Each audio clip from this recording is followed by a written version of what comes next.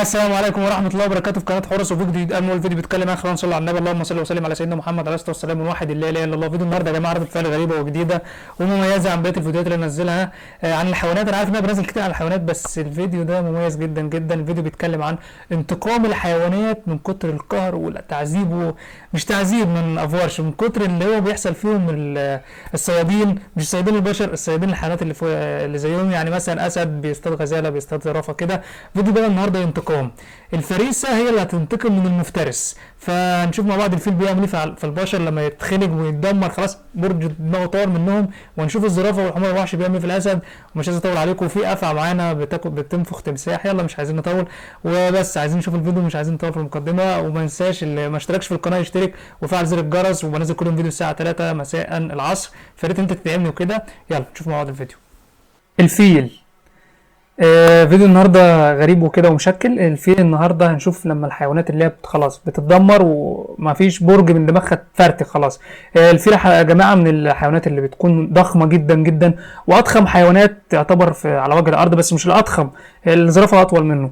الفيل بيكون وزنه 7 طن وبيوصل ارتفاعه ل 3 متر. ده في الفيديو بتاع النهارده بيتكلم عن فيل في مهرجان وفي سيرك. لما شاف التجمعات حواليه والعربيات كتيره وكده ارتبك، فاتجن بقى وخلاص فرتك في كل حاجه قدامه. شايفين بالوضع البطيء عربيه بيحركها كده بانيابه. ده فيديو برضو مقطع غيره في الهند، متصور في الهند، التصوير زباله شويه بس معلش. الفيل لما شاف العربيات قدامه كده برضو شايفين العربيه بالنسبه له ايه، لعبه بيشيلها هوب يلا يلعب كده وخلاص. العربية ما تنفعش خلاص اتفرتكت. وده برضو مقطع تاني في الغابة. مش عارف فين بالظبط البلد اللي هي بيمشوا في الغابة كده، بس مش افريقيا، هي مش افريقيا تقريبا، ديت في وسط اسيا لان فيها تقريبا فيلة. بصوا فيل برضو شاف العربية عمل فيها ايه. الفيل الافريقي بيختلف عن الفيل اللي هو في وسط قارة اسيا ديت، لان الفيل الافريقي اضخم. الفيل الافريقي بيوصل اللي هو ارتفاع 3 متر، 3 متر و20 سنتي. اللي هو التاني بيوصل لارتفاع 2 متر و80، 2 متر و70 ارتفاع مش طول. بص ده برضو فيل في الغابة، لما الجاموس الوحش قرب بس منه وحس بخوف من ناحيته عمل فيه ايه. في المقطع ده الاساسي بتاعه الجاموس الوحش مات فرتكه. ده برضو في الغابة. شوف الفيل لما السياح، العربية اللي فيها سياح، الناس اللي بتروح افريقيا وان هي بتمشي في الغابة عشان تصور بالتصوير الحي. شوف الفيل لما فضلوا ان هم يلفوا حوالينه كده عمل فيهم ايه، جري وراهم.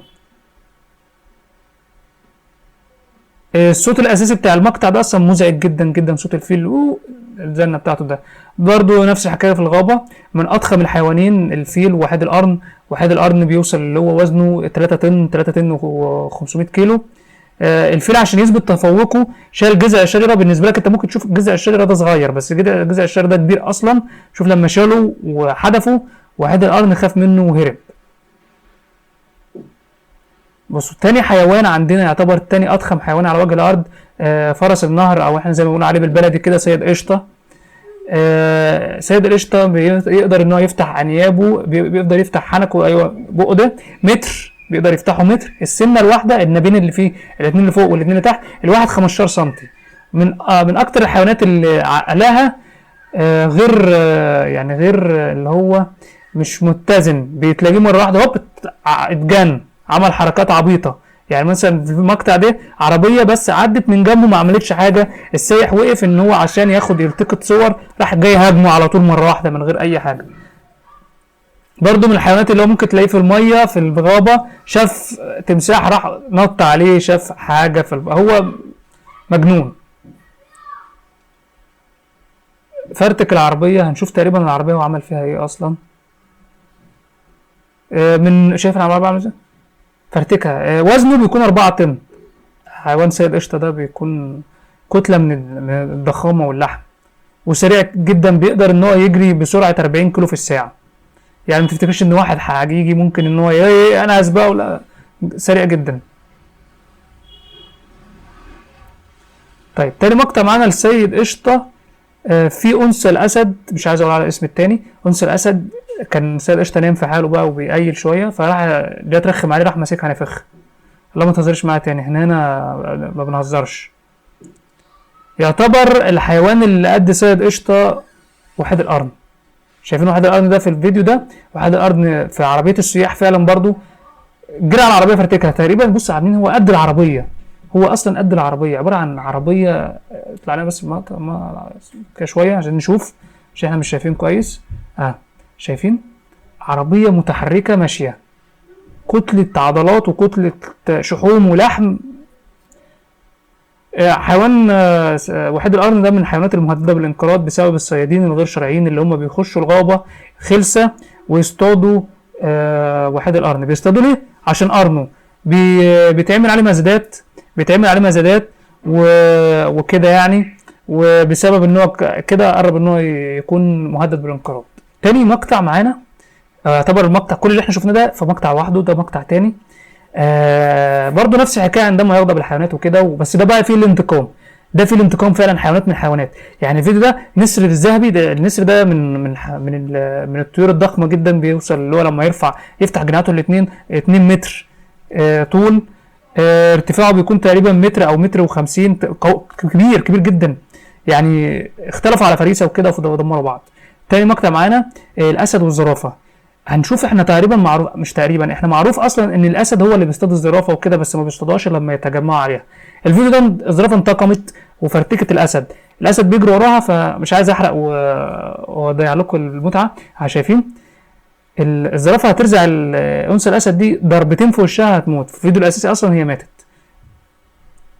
بصوا نطت عشان تجيبها، في اللقطه دي هتخبطها خبطتين على دماغها، اضرب هكين على دماغها، نيمتها ماتت.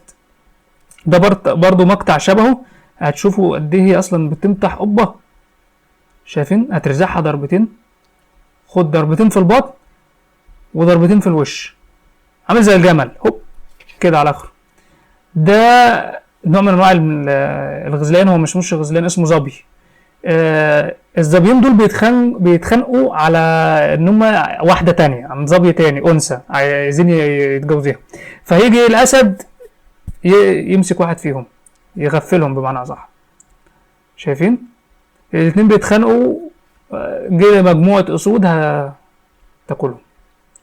احسن انتوا هبل اصلا. شايفين مسكوهم خلاص، مسكوا واحده منهم. ده برضو نفس الحكايه، انتقام الحمار الوحشي من الاسد، بس الحمار الوحشي اللي باين في الصوره ده صغير، فتقريبا مش عايز احرق برضه اقول لكم اللي هيحصل، امه هتيجي تعمل ايه. بس في الفيديو ده حمار الوحش رزع الاسد خبطتين في وشه، تقال له صف سنانه. شايفين مع انه حمار وحش صغير. على فكره الحمار الوحش ده انت ممكن يتهيألك ان هو صغير جدا، بس لا هو كبير. الحمار الوحش ده اللي في الغابه ده بيوصل حجمه ان هو قد حجم الحصان تقريبا، او اضخم من الحصان شويه، او اقل من الحصان سنه، مش زي الحمار اللي هو عادي في الشارع. لا الحمار الوحش ده ضخم جدا. شايفين بص هو ده مسكه، الاسد يعتبر مسكه، بس هو عشان صغير في السن لسه طفل، فهتيجي امه هتتشطر عليه بقى. انت هتقول له انت ولا انت بتضرب ابني يالا، جت امه. شايفين دلوقتي هتديله رفستين في وشه، بص اضرب بوم خلاص. بص هتشوفوا التصوير البطيء، بص ارزع واحده في بطنه، والله العظيم وش الاسد عمل كده. ده برضو مقطع يعتبر اخر مقطع معانا، التمساح والافعى. معروف ان التمساح، بص في الفيديو ده التمساح الام بتاعت اللي هي التمساح دي اصلا كلت صغار الافعى، افعى الاناكوندا، بس مش باين في الفيديو كويس. تمام. فافعى الاناكوندا عملت ايه؟ نفس الحكايه، انتقام، فراحت ماسكه طفل التمساح بتاع التمساح الكبير. هتقول لي ازاي مسكته؟ بصوا افعى الاناكوندا ضخمه، بس التمساح الام التمساح ضخمه جدا، فهي ما تتشطرش على التمساح الكبير، اتشطرت على ابنها اللي هو يعتبر في وسط العمر الصغير دي، مسكتها فشكلته نفسين. افعى الاناكوندا قويه جدا، لما بتمسك الحاجه بتعصرها ضغط تاكلها تفرتكها، يعني الضغط بتاعها قوي جدا اللي هو درجه تسحق العظم وكده خلاص وبس، هو ده الفيديو اللي كان عندي النهارده، اتمنى انه يعجبكم. ولو عجبك الفيديو انت ما تنساش انك تضغط اشتراك في القناه، يعني تشترك في القناه لو عندك الزر بتاع الاشتراك ده احمر، فانت خليه رمادي احسن، يعني تدوس اشتراك كده عشان ايه كل الفيديوهات الجديده تظهر لك. وكده في فيديوهات حلوه انا بنزلها، وكل يوم بنزل فيديو الساعه 3 مساء. ويا ريت ان انت تضغط لايك على الفيديو، ادعمني كده وشجعني كده، واكتب لي تحت في التعليقات. وبس، كل يوم بنزل فيديو الساعه 3 مساء اللي هو 3 العصر. اشوفكم في فيديو بكره ان شاء الله باذن الله في قناه حورس، والسلام عليكم ورحمه الله وبركاته.